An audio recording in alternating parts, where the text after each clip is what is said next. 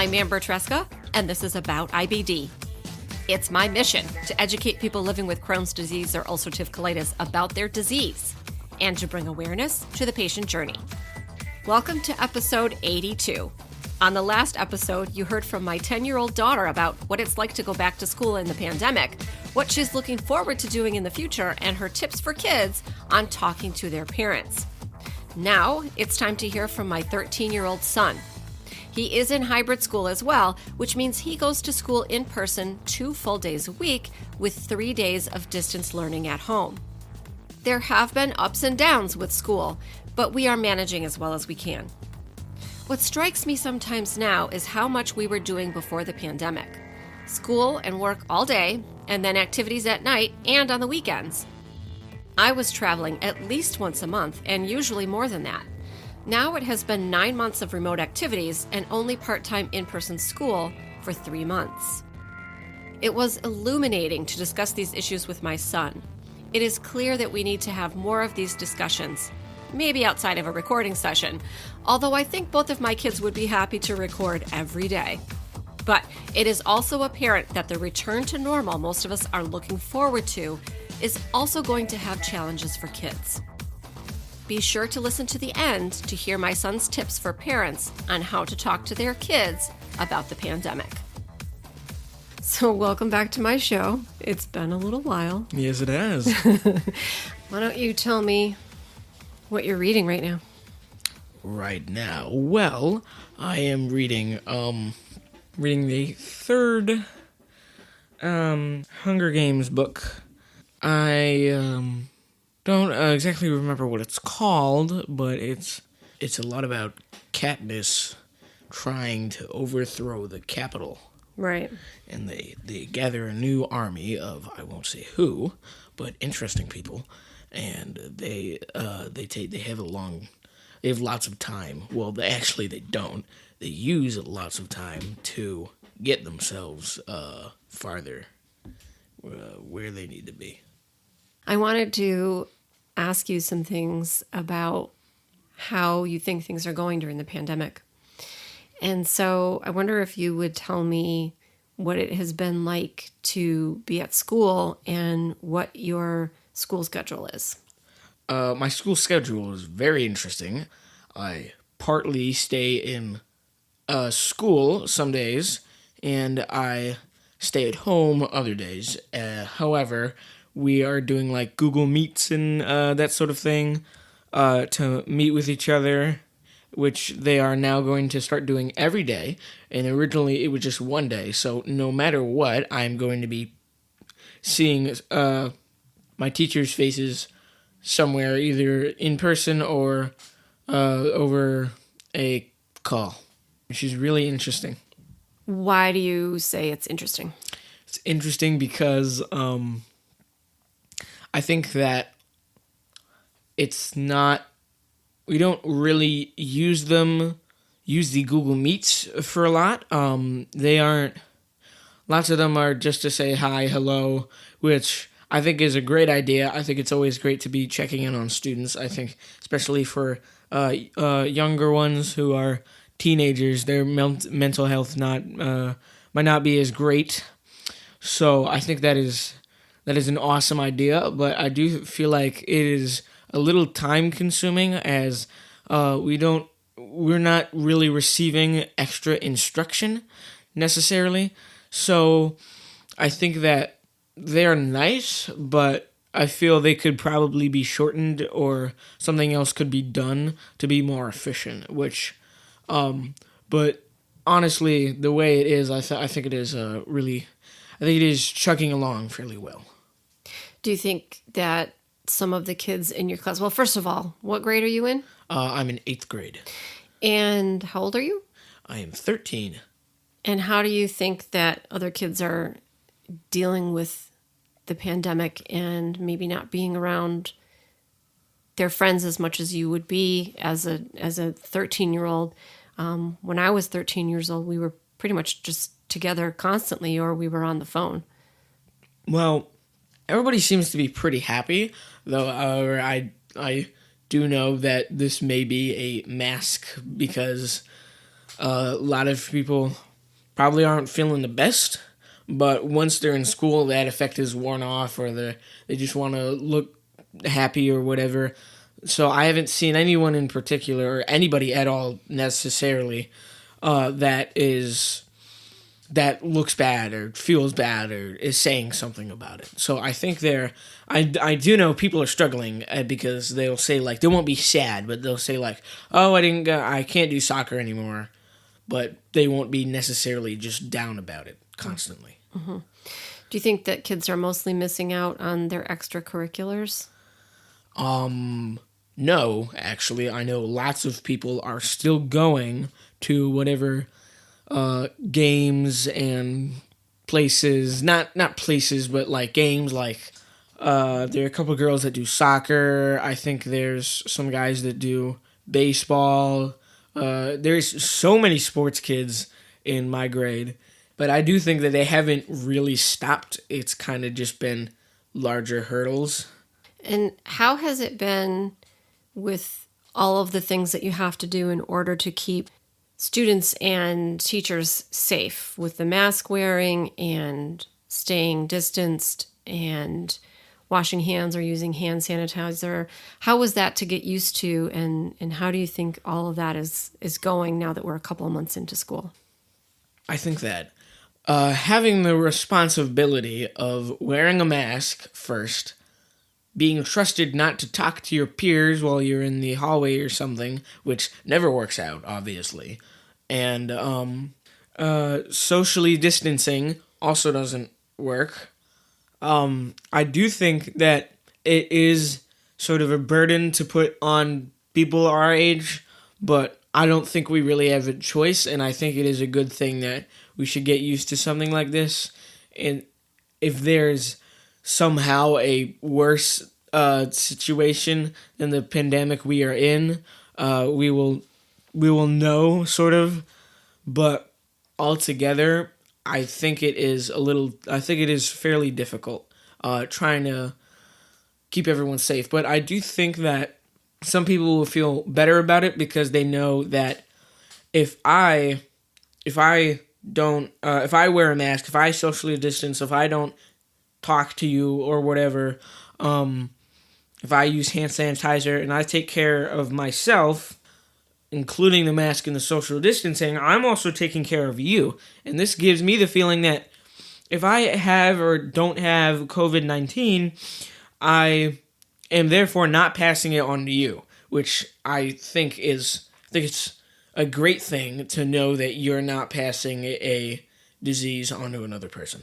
Mm-hmm. Especially in this sort of time where you have to take very intense precautions to keep yourself and others safe. Mm-hmm. Are you worried about developing COVID? No, I am not worried about developing COVID, but I would not like it. I don't want to get COVID, but if I did get COVID, I would not start freaking out. Because if I do have COVID, since I try my best to socially distance and wear my mask and use hand sanitizer and wash my hands and all that stuff, I feel that I probably shouldn't have passed it on to anybody. And if I just self-quarantine, it'll wear off and I'll be okay. Also, knowing that I have a 13-year-old's healthy immune system, I think I should be fairly okay with battling it. So I'm not necessarily concerned for my safety, that is. But I do think that it's definitely not a good thing. Yeah, I would agree. Are you at all worried about my getting COVID or your dad or your sister?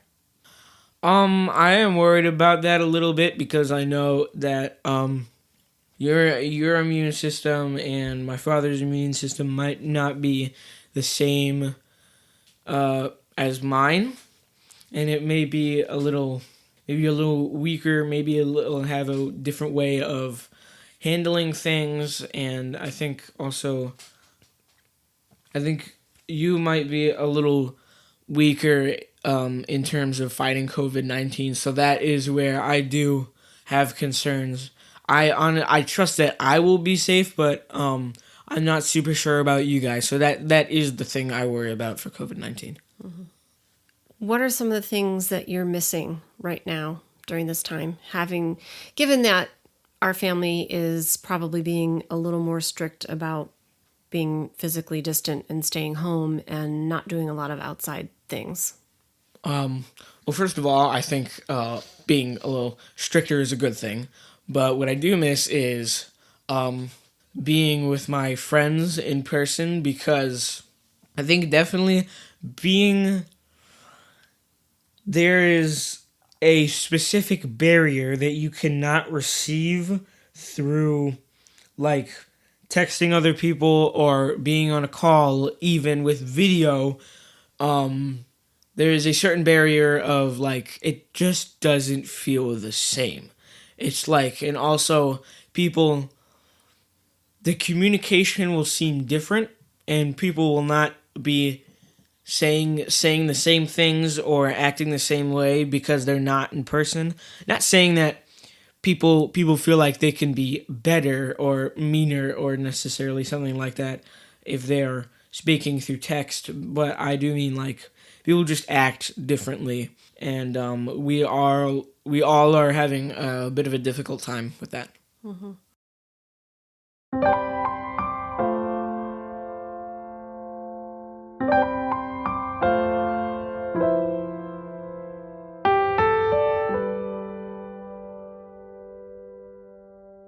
What do you think it will be like to go back to school full time again? I think that even though it was perceived as such a normal thing before, I think now it is almost virtually impossible. Like, if just one day COVID all went away, was just wiped from the face of the earth, and nobody had to do anything anymore, and we immediately, like, switched back to full-time school every day. You were in there 8 to 3.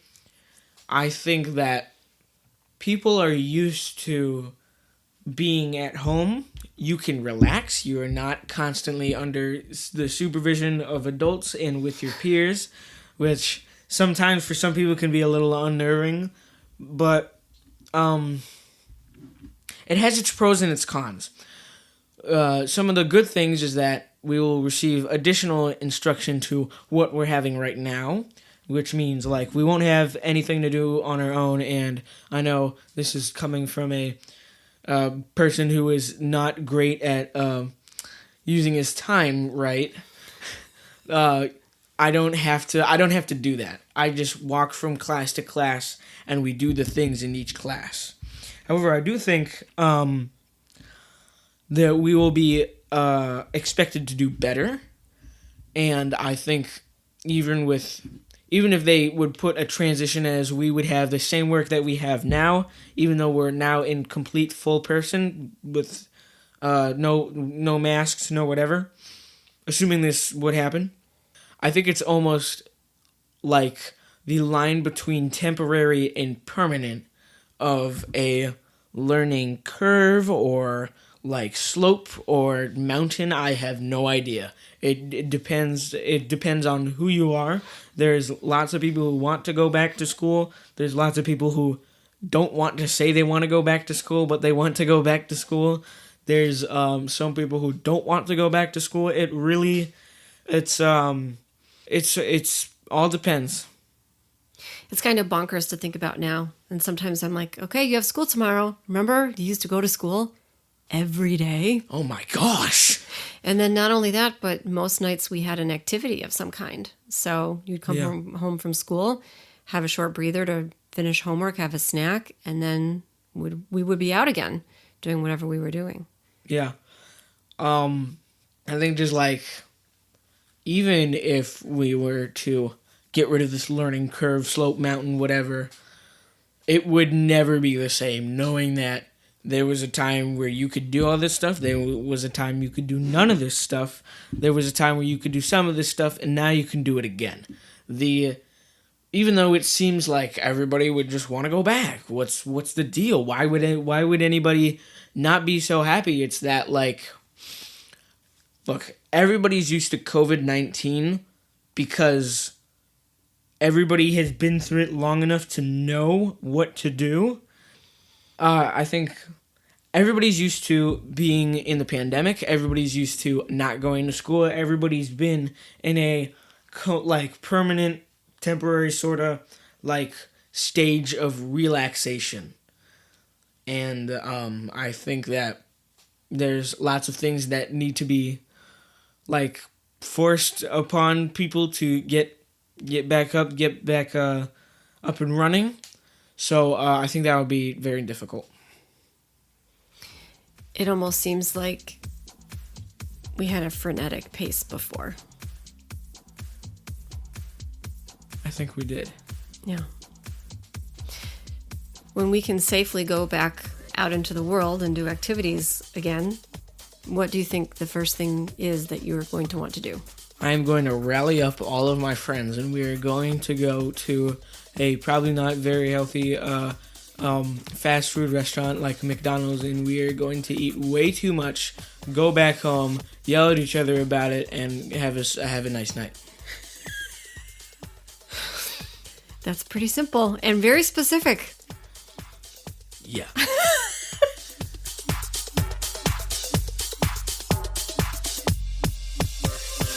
Parents and kids might have a hard time communicating at times, but there are things that parents can do to help their kids feel more like opening up. On the last episode, you heard my sister's tips for kids on how to talk to their parents. Now, here are my tips on how parents can talk to their kids. Tip number 1. Pick a good time to talk. Finding time to talk is tough these days. You want to choose a time when everyone feels relaxed and not too stressed or upset. Tip number 2. Bring up the topic gently. Kids might feel more comfortable if you don't make too big a deal out of it. You don't want to make them feel as though talking is a chore or something they have to do, like homework. Tip number 3. Ask open-ended questions. Kids might prefer that you not ask anything too specific about the pandemic. It might be easier to ask something like, who had an interesting mask today? Or, what do you think tomorrow will be like? Tip number 4. Try and talk one-on-one. It might be easier for kids if you can find some time to talk with them alone. They might be more comfortable that way.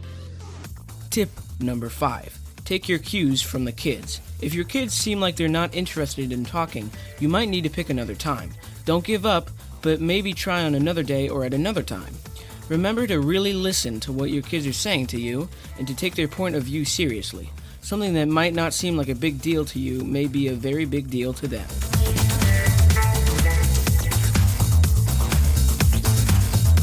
Hey, super listener. Special thanks this week goes to my son for sitting down with me to talk about the pandemic and for helping me write some tips for parents on talking to their kids. He brought up some really good points. When we say we want things to go back to normal, I think what we mean is that we'd like to stop having to make calculations about risk every time we want to do something. I also think that we're all going to need a recovery period because we can't go from where we are now straight into our pre-pandemic lives. We're going to need to make some adjustments and ease back into things, especially those of us who are strongly affected by physical and emotional stress. And I think that is probably a good topic for another show. My son doesn't have social media handles for you to follow him, but he asks that you do something different this week instead. Reach out to someone you haven't heard from in a while. Check in with them and find out how they're managing. I, however, am on social media, and you can find me across all platforms as About IBD and on my website at aboutibd.com. Thanks for listening, and remember, until next time, I want you to know more about IBD. About IBD is a production of Mal and Tal Enterprises. It is written, produced, and directed by me, Amber Tresca. Mix and sound design is by Matt Cooney. Theme music is from Cooney Studio.